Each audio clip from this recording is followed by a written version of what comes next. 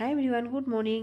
মই যেনেকৈ আপোনালোকক স্বাগতম জনাইছোঁ নতুন এটা ভিডিঅ'লৈ। আশা কৰিছোঁ আপোনালোক সকলোৱে ভালে আছে আৰু লগতে আমাৰ হেঁপাহৰ কাতি বিহুৰ কাৰণে আপোনালোক সকলোকে ওলগ জনাইছোঁ। মোৰ আন্তৰিক ইয়াৰ পৰা শুভেচ্ছা জনাইছোঁ। আৰু আজি বিশেষ দিনটোত মই কি কৰোঁ আপোনালোকক এনে ব্লগ এটা বনাম বুলি ভাবিছোঁ। বহুত দিন ব্লগ দিয়াও নাই আৰু এতিয়া 11টা বাজিলে। ধনুক আনিবলৈ যাম বুলি ভাবিছোঁ এতিয়া। লগতে কালি বজাৰলৈ গৈছিলোঁ, বস্তু এটা আনিছোঁ, ৰেচিপি দিম বুলি ভাবিছোঁ আপোনালোকৰ আগত। ময়ো খোৱা নাই আগতে, ফাৰ্ষ্ট টাইম বনাম, ফাৰ্ষ্ট টাইম খাম, আপোনালোকৰ আগত শ্বেয়াৰ কৰিম বুলি ভাবিছোঁ আৰু ভিডিঅ'টো শেষলৈকে চাব বুলি আশা কৰিছোঁ। আৰু এতিয়া চাহ খাই মই ধনুক আনিবলৈ যাম। ধন্যবাদ।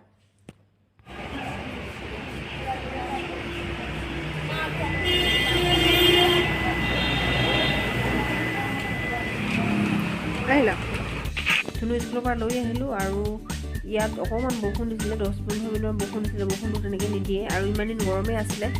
বৰষুণ দিয়াৰ কাৰণে অকণমান বতাহ মাৰিলে, তাতে এনেকুৱা ঠাণ্ডা পৰিলে, ঠাণ্ডা কাপোৰ উলিয়াবলৈ পোৱাই নাই। সেইটো কাৰণে চিভিল ড্ৰেছকে পিন্ধি গৈছে, ইউনিফৰ্ম উলিয়াই নাই কাৰণে।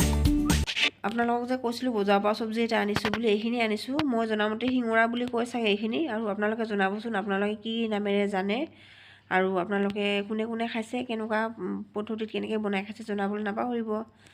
আৰু এইখিনি মই প্ৰথমতে এটা চিটি মাৰি ল'লোঁ, বইল কৰি ল'লোঁ, আধা সিজালোঁ আৰু এতিয়া মই এইখিনি বাকলিখিনি গুচাই পিনে ফ্ৰাই কৰিম বুলি ভাবিছোঁ। আৰু বাকলি চাকলি ধুনীয়াকৈ গুচাই ল'লোঁ, সৰু সৰুকৈ কাটি ল'লোঁ কেইটামান, আৰু মই এনেকৈ হাৰ্ট শ্বেপতে ৰাখিলোঁ দেখিবলৈ ধুনীয়া লাগিলে কাৰণে। আৰু এইখিনি মই এতিয়া ধুনীয়াকৈ ফ্ৰাই কৰি ল'ম। বাকলিখিনি ইমানখিনি চাওকচোন, বাকলিয়ে ঢেৰ ওলালে। ফ্ৰাই পেন এখনত তেল অকণমান দিলোঁ আৰু লগতে দিলোঁ পিঁয়াজ, নহৰু আৰু অকণমান গোটা জিৰা। অকণমান ভাজি লওঁ প্ৰথমতে, ভাজি পিনে অকণমান মই লগতে নৰসিংহ পাতো দি দিছোঁ। নৰসিংহ গছ আছে বাৰু, নৰসিংহ পাত অকণমান দি দিছোঁ ভালকৈ গোন্ধটো আহক বুলি। লগতে কেঁচা জলকীয়া। আৰু এইটো চব্জি কেনেকৈ খালে ভাল লাগে নাজানো নহয়, সেইকাৰণে ভাজিবই লৈছোঁ বাৰু মই। আৰু লগতে হালধি নিমখ দি ল'লোঁ, লগতে চব্জিখিনিও দি ল'লোঁ। কোমলে হ'ল কাৰণ এটা হুইচেল মৰা হ'ল, আধা সিজিলে, বেছি সময় ভাজিব নালাগে। আৰু ইয়াৰ আটাও পায় ইয়াত। আটাটো বাৰু কিমান 70 টকা নে 80 টকা কিলো। দিনাখন মই দেখিছিলোঁ দোকানত সিংহাৰেকে আটা লিখা আছিলে। আৰু ইয়াত ঢেৰ মানুহে খায়, প্ৰায় মুঠতে সদায় দেখিয়ে পাওঁ মানুহবোৰে কিনি কিনি লৈ যোৱা। লগতে দিছোঁ অকণমান গুড়ি জলকীয়া পাউডাৰ, জালুকৰ গুড়ি অকণমান দি দিলোঁ। আৰু লগতে দিছোঁ চাট মছলা। চাট মছলা দিলে হেনো খাবলৈ ভাল লাগে, আমাৰ কাষৰ বাইদেউজনীয়ে কৈছে। আৰু ইয়াৰ বাকলিটোও খাব পাৰে হেনো। আৰু এই চব্জিটো হেনো যেনেকৈ আমি জোল বনাই খাওঁ, বিলাহী কণী চণী যেনেকৈ গ্ৰেভি খাওঁ, তেনেকৈও খাব পাৰে বুলি কৈছে। বহুত ধুনীয়া লাগে খাবলৈ।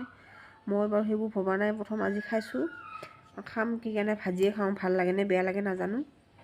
আৰু আজি মোৰ কাতি বিহুৰ দিনাখনৰ দুপৰীয়াৰ ভাত সাজ যোগাৰ হৈ গ'ল। এতিয়া খাবহে লাগে আৰু কেনেকুৱা হয়। মই পথাৰলৈ আহোঁ, বহুত দিন পথাৰলৈ অহাও নাই। ইয়াততো ধান কেতিয়াবাই ডালে, 1.5 মাহমান 2 মাহমান আগতে ধান ডালে। এতিয়াতো ধান পথাৰত ইফালেতো দেখা নাই, সিফালে আগফালে আছোঁ নাজানো। আমাৰ কি বেছি দিন আগত আহিছিলোঁ, তেতিয়া ধান আছিলে। ধান এইবাৰ ইয়াত 2বাৰ মানে ডালে। আমি আগতে আহোঁতে তেতিয়া দাই আছিলে। সিহঁতে চাওঁচোন, বহুত দিনৰ আগত আহিছিলোঁ। আৰু ইয়াত অকণমান ফুৰি মেলি চাকি জ্বলাবলৈ হ'ব, চাকি জ্বলামগৈ ইয়াৰ পৰা।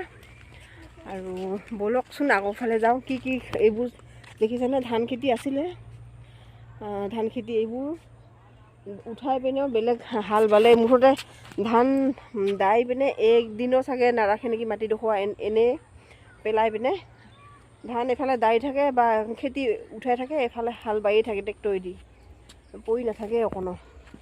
আৰু এইফালে হৈছে বন্ধাকবি খেতি কৰি থোৱা আছে ধুনীয়াকৈ। এইবোৰ বন্ধাকবি আমিতো হ'লে বাৰু 20 দিনমান হ'ল, অহাই নাই। নতুন নতুন খেতি ইয়াত কৰি থকা দেখিছোঁ। আৰু আগফালে ব'লক যাওঁ, কি কি খেতি কৰা আছে। বেছি দূৰ নাযাওঁ বাৰু, কাৰণ ইয়াৰ পৰা গৈ চাকি জ্বলাব লাগিব। ব'লক এতিয়া আগফালে গৈ থাকোঁ।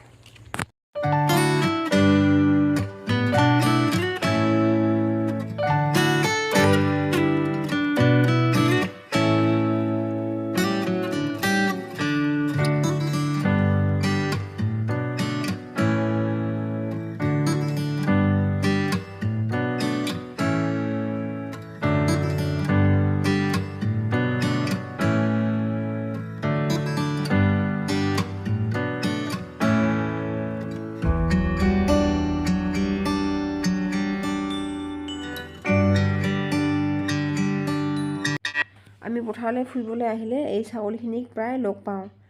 আৰু অথনি যে চব্জিখিনি বনাইছিলোঁ খাই বৰ ভাল লাগিলে। আপোনালোকে জনাবচোন আপোনালোকে কেনেকৈ খায় আৰু কোনে কোনে খাই পাইছে, কেনেকৈ খালে বেছিকৈ সোৱাদ লাগে কমেণ্ট কৰি জনাবচোন। আৰু ইয়াৰ আটাও পায় বুলি কৈছে আমাৰ কাষত থকা বাইদেউজনী। আটাটো ৰুটিটো খাবলৈ মানে বৰ সোৱাদ লগা, খাই পোৱা নাই বাৰু মই।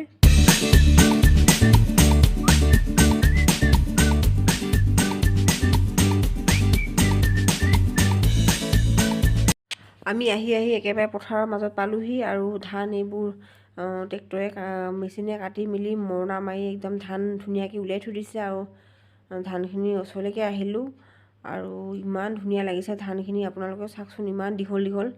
কি ধান নাজানো বাৰু, কিন্তু বাচমতি ৰাইচ যোনবোৰ পোলা চোলা বনোৱা, বিৰিয়ানী বনোৱা, এইবোৰ চাউলৰে ধান হ'ব চাগে। ইমান ধুনীয়া, একদম দীঘল দীঘল। আৰু মই কথাও পাতিলোঁ বাৰু, 50 টকাকৈ চাউল বিক্ৰী কৰিছে বুলি কৈছে।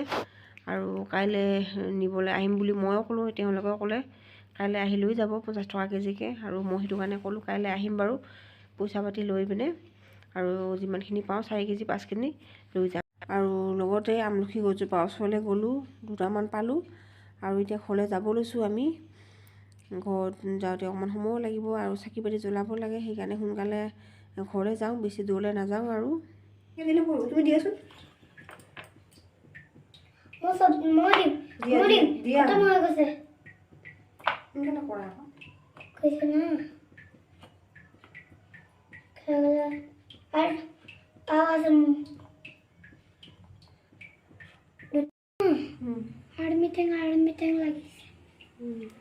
राम कृष्ण हेपी काटी बिहू আমি কে চাকি জ্বলাইছে জ্বলায়ো কি চাকি জ্বলাব লৈছোঁ আমি। তুলসী গুৰিত প্ৰথমে জ্বলাই লওঁ আৰু ভিতৰত চাকি জ্বলালোঁ বাৰু, গধূলি চাকি। আৰু এতিয়া তুলসী গুৰিত চাকি জ্বলাব লৈছোঁ। চাকি বাজি জ্বলাই আজৰি হৈ গ'লোঁ। আৰু এতিয়া আমি খাবলৈ আনিলোঁ মই চাহ আৰু ধুনুলে আনিলোঁ গাখীৰ। আশা কৰিছোঁ ভিডিঅ'টো ভাল পাব আৰু নতুন এটা ভিডিঅ'ত লগ পাম বুলি আশা থাকিল। আৰু আমাৰ ধুনু বাই বাই ক'লে, বাই বাই। নতুন এটা ভিডিঅ'ত লগ পাম বুলি আশা থাকিল। Bye bye.